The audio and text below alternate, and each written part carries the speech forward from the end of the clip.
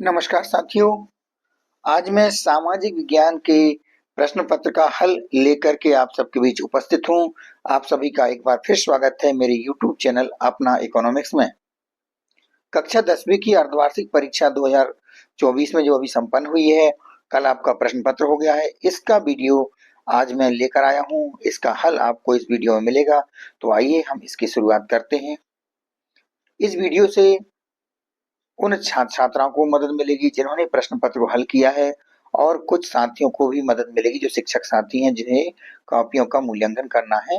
तो ये विद्यार्थियों के लिए उपयोगी है और शिक्षकों के लिए भी उपयोगी है।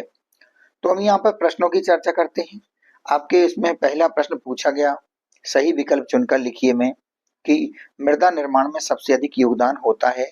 तो मृदा के निर्माण में सबसे अधिक योगदान होता है सेल का। आपका सही उत्तर है सेल। अगला प्रश्न है, सरदार सरोवर बांध बना है। तो सरदार सरोवर बांध नर्मदा नदी पर बना है। मुंबई में पहली कपड़ा मिल स्थापित की गई तो 1854 में स्थापित हुई। इसके बाद सेहली को श्रीलंका में कब राजभाषा घोषित किया गया। तो ये सही उत्तर है 1956।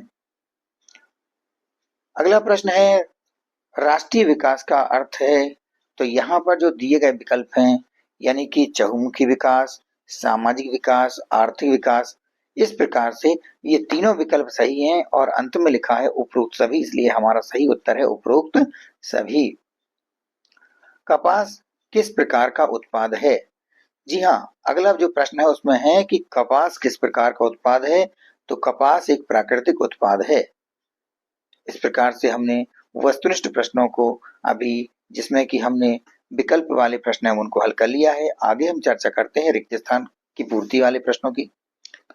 संपूर्ण उत्तरी मैदान जलोढ़ मृदा से बना है। जी हाँ साथियों, आपको यहाँ पर जो आप देखेंगे आपको क्या भरना था, क्या सही है, यहाँ पर है जलोढ़ भरना था, जलोढ़। देश में आधे से अधिक वन क्षेत्र रिक्त स्थान वन घोषित किए गए हैं या रिक्त स्थान घोषित किए गए हैं। तो इसका जो उत्तर आएगा इसमें हमें क्या भरना है, इसमें भरना है आरक्षित वन। देश में आधे से अधिक वन क्षेत्र कैसे हैं, आरक्षित वन घोषित किए गए हैं। तीसरा प्रश्न है, महानदी बेसिन में रिक्त स्थान परियोजना जल संरक्षण और बाढ़ नियंत्रण का समन्वय है। तो यहाँ पर इसका जो हमें रिक्त स्थान भरना है वह है हीराकुंड। क्या भरना है, हीराकुंड। महानदी बेसिन में हीराकुंड परियोजना जल संरक्षण और बाढ़ नियंत्रण का समन्वय है। अगला प्रश्न है, बेल्जियम की कुल आबादी का 59% हिस्सा रिक्त स्थान इलाके में रहता है। तो यहाँ पे हमें लिखना है फ्लेमिश लिखना है। क्या लिखेंगे, फ्लेमिश। क्योंकि जो बेल्जियम की आधी से अधिक आबादी यानी कि 59% जो आबादी है वह फ्लेमिश क्षेत्र में रहती है। तो हमें यहाँ पर भरना है फ्लेमिश। अगला प्रश्न है, रिक्त स्थान पर आधारित सामाजिक विभाजन सिर्फ भारत में ही है। तो यहाँ पर भरना है जातिवाद, यानी जातिवाद पर आधारित सामाजिक विभाजन सिर्फ भारत में ही है। रिक्त स्थान वाले प्रश्नों में अंतिम प्रश्न है, भूमिगत जल रिक्त स्थान साधन का उदाहरण है। तो यहाँ पर हमें भरना है नवीकरण। भूमिगत जल नवीकरण योग्य साधन है या नवीकरणीय साधन है। हम यहाँ पे नवीकरणीय भी भर सकते हैं या नवीकरण योग्य भर सकते हैं। इसके बाद में सही जोड़ी बनाकर लिखिए। तो यहाँ पर मैंने तीर लगा दिए हैं, आपको ऐसा नहीं करना है।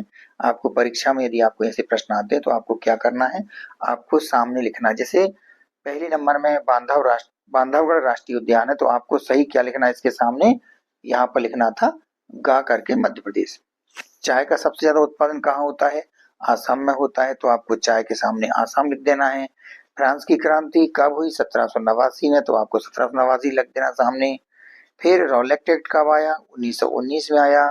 फिर बेल्जियम की भाषा डच और फ्रेंच है। करेंसी के देश की सरकार उसे प्राधिकृत करती है, वह करेंसी कहलाती है। इस प्रकार से ये सही जोड़ी है। अब हम बात करते हैं सत्य सत्य की। पहला प्रश्न है, मध्य प्रदेश में स्थायी वनों के सर्वाधिक वन क्षेत्र हैं, यानी मध्य प्रदेश में स्थायी वनों के अंतर्गत सर्वाधिक वन क्षेत्र है। यह कथन कैसा है, यह कथन सत्य है। इसके बाद बहुउद्देशीय परियोजनाओं या बहुउद्देशीय योजनाओं के कारण भूकंप आने की संभावना बढ़ जाती है, तो यह कथन भी सत्य है। 1805 में फ्रांस की क्रांति हुई, यह कथन असत्य है, क्योंकि 1805 में फ्रांस की क्रांति नहीं हुई, बल्कि कब हुई फ्रांस की क्रांति? 1789 में हुई है। इस कारण से हमारा कथन कैसा हो गया? असत्य हो गया। जो फ्रांस की क्रांति है वो 1789 में हुई थी। और आपको यहाँ पूछा गया है कि 1805 में फ्रांस की क्रांति हुई थी, तो हमें क्या करना है? असत्य करना है। अगले प्रश्न में पूछा गया है कि यूरोपीय संघ का मुख्यालय ब्रुसेल्स में है, यह कथन सत्य है। 2011 की जनगणना के अनुसार पुरुषों की साक्षरता दर 76% है, यानी 76% है, यह कथन सत्य है। 6वां प्रश्न है, किसी भी अर्थव्यवस्था को 4 क्षेत्रों में बांटा गया है, तो यह कथन असत्य है, क्योंकि यहाँ पर जो अर्थव्यवस्था को कुल मिलाकर 3 क्षेत्रों में बांटा गया है। इस प्रकार से हम कहेंगे कि यह कथन कैसा है?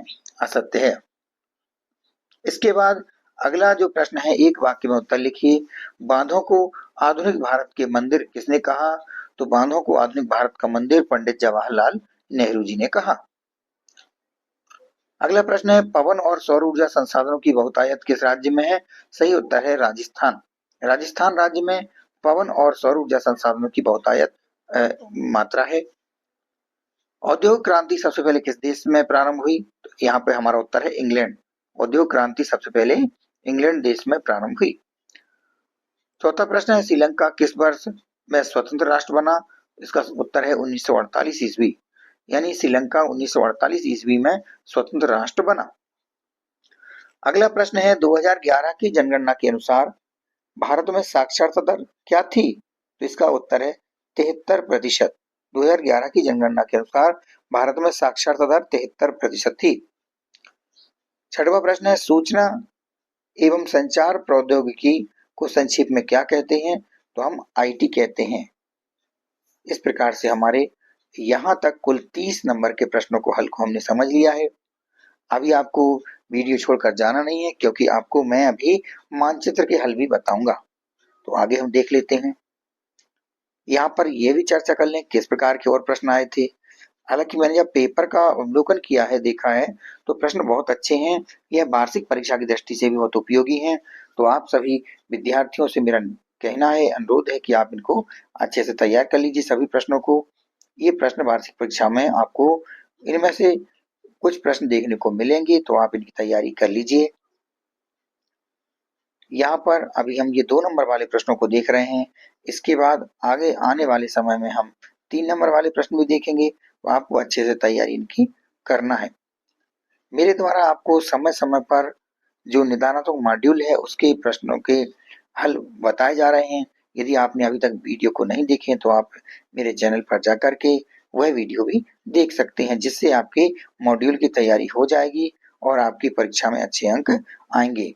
तो ये हमारे 3 नंबर के प्रश्न हैं। अब हम बात करते हैं आगे आने वाले समय, यहाँ पर देखेंगे 4 नंबर वाले प्रश्न हैं।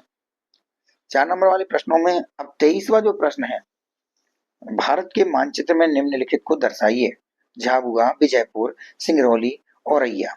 और इसके अथवा में जो प्रश्न है कि भारत के मानचित्र पर दर्शाइए तारापुर, रावतभाटा, नरोरा, तलचर। तो हम इनको अब आगे समझते हैं किस प्रकार से आपको बना के आना था। तो यहाँ पर आप देख रहे होंगे, मैंने आपको एक जो 4 पूछे गए, एक सवाल में 4 पूछे गए हैं, तो उनको अलग पीले रंग से चिन्हित कर दिया है, बाकी के काले रंग से लिखे हुए आप देख सकते हैं। जैसे एक में पूछा है नरोरा, तो आपको यहाँ नरोरा बता देना है। यहाँ पर नरोरा बता देंगे, रावत भाटा यहाँ पर तारापुर और यहाँ पर तलचर। अगर आपको वो नहीं बताना है, दूसरे अथवा वाले करना है, तो आपको ये हजीरा, विजयपुर, जगदीशपुर जो पाइपलाइन गई है उसमें जो आते हैं क्षेत्र हैं, जैसे झाबुआ है, झाबुआ के बाद विजयपुर है, औरैया है, सिंगरौली है, इनको आपको दर्शाना है। यहाँ पर मैंने इसका थोड़ा सा और संक्षेपीकरण किया है कि तारापुर, रावतभाटा और नरोरा क्या है? आणविक संयंत्र हैं, जबकि झाबुआ, विजयपुर, औरैया तेल क्षेत्र हैं, सिंगरौली और तलचर कोयला की खाने हैं। तो इस प्रकार से मैंने आपको इस मानचित्र को भी हल करा दिया है। मैंने आपको 30 नंबर के वस्तुनिष्ठ प्रश्न और 4 नंबर का मानचित्र, यानी इस वीडियो के माध्यम से आपको 34 नंबर का आपको प्रश्नों के हल देखने को मिल गए हैं।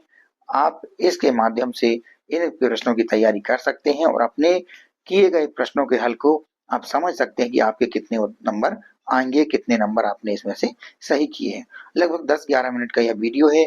आशा करता हूँ जानकारी अच्छी लगी होगी। अगर जानकारी आपको अच्छी लगी है तो वीडियो को लाइक करना ना भूलें। आप सबने वीडियो को देखा, आप सबका बहुत-बहुत धन्यवाद।